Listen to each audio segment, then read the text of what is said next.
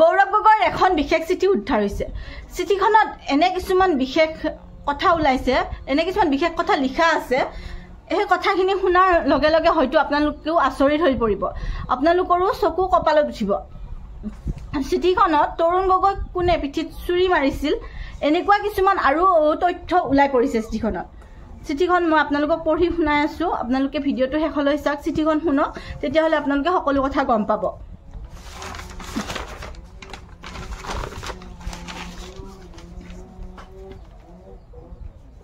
ল'ৰাজনৰ নাম গৌৰৱ গগৈ।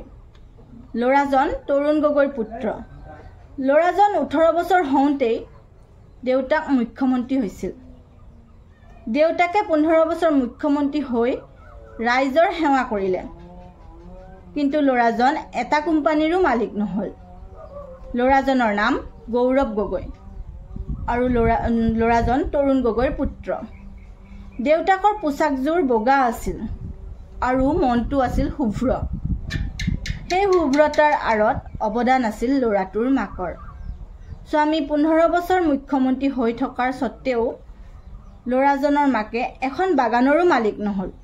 বনাব নোৱাৰিলে বহু কোটি টকীয়া ৰিজৰ্ট, খুলিব নোৱাৰিলে ইটোৰ পিছত সিটো চেনেল, কিনিব নোৱাৰিলে কাকত, হ'ব নোৱাৰিলে মিডিয়া বেৰণ।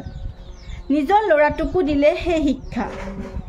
ল'ৰাটোৰ নাম গৌৰৱ গগৈ। ল'ৰাজন তৰুণ গগৈৰ পুত্ৰ। দেউতাকে নিজ হাতেৰে গঢ়াবোৰে এদিন দেউতাকৰ পিঠিত চুৰি মাৰিছিল।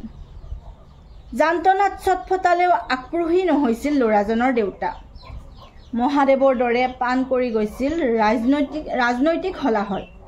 পুত্ৰকো দিছিল সেই শিক্ষা। সংসদত ল'ৰাজনে কথা ক'লেই ডাঙৰ হৈ যায় গুজৰাটী মুতাভাইৰ চকু। ল'ৰাজনে যুক্তি দিলেই সদনত কঁপি উঠে 26 ইঞ্চিৰ বুকু। কাৰণ ল'ৰাজনৰ নাম গৌৰৱ গগৈ। ল'ৰাজন প্ৰয়াত তৰুণ গগৈৰ পুত্ৰ। ইচ্ছা কৰিলে বিদেশত লোভনীয় চাকৰি কৰিব পাৰিলেহেঁতেন ল'ৰাটোৱে। অলপ চেষ্টা কৰিলেই হ'ব পাৰিলেহেঁতেন IAS, IPS অথবা আন কিবা।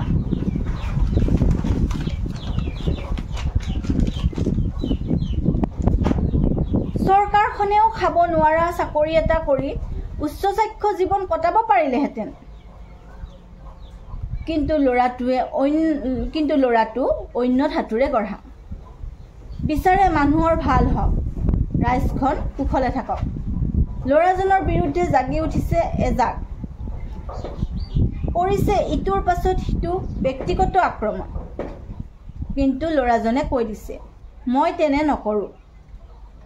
মই আদৰ্শৰে যুঁজিম ৰাজনৈতিক পথাৰখনত। ল'ৰাজনে নকয় প্ৰধানমন্ত্ৰী প্ৰাৰ্থীক ঠেলা আল্লাই ৰিস্কা আল্লাই জোতা মাৰিব বুলি। এনেকৈ ক'লে কেৱল প্ৰধানমন্ত্ৰীৰ আসনখনকে অপমান কৰা নহয়, অপমান কৰা হয় খাতি খোৱা ৰিস্কা আল্লা ঠেলা আল্লাকো। সেই কাম কেতিয়াও নকৰে ল'ৰাজনে। ল'ৰাজনে কেতিয়াও নাভাবে গুজৰাটৰ পানীৰ পাইপেৰে কি বয়। তেওঁ বিচাৰে তেওঁৰ অসমখনক শান্তিৰ নিজৰাব, সম্পত্তিৰ বান্ধোন কটকটীয়া হওক। কাৰণ ল'ৰাজনৰ নাম গৌৰৱ গগৈ। ল'ৰাজন তৰুণ গগৈৰ পুত্ৰ।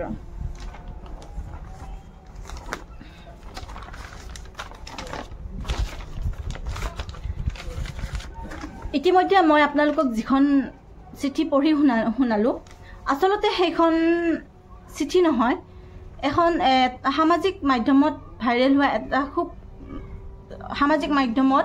ভাইৰেল হোৱা চৰ্চিত হোৱা এটা কবিতা।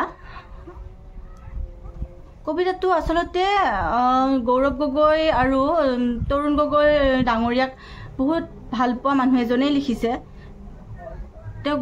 তেওঁলোকক বহুত আপোন বুলি ভবা মানুহ এজনেই লিখিছে।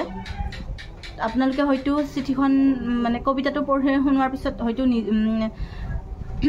নিশ্চয় গম পাইছে কিমান আপোন মানুহ এজনে এই কবিতাটো লিখিছে।